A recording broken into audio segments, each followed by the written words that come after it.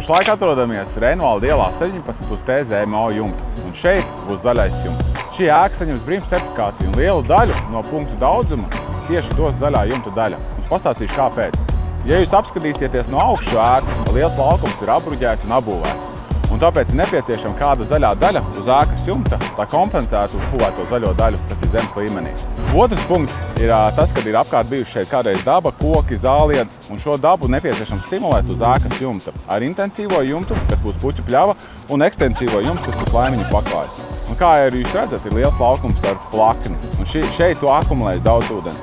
Un šie abi jumti, gan intensīvais, gan ekstensīvais, palīdzēs ar ūdens menedžmentu. Kādu sistēmu tad mēs šeit izmantojām? Tā kā šeit ir liela plakne ar lielu kritumu, mums bija nepieciešams nostiprināt substrātu, lai tas viss nenoslīd lejā ar lietus ūdeni. Šeit mēs izmantojam šādu paneli 40 mm augstu, kas pildīts tiks ar substrātu.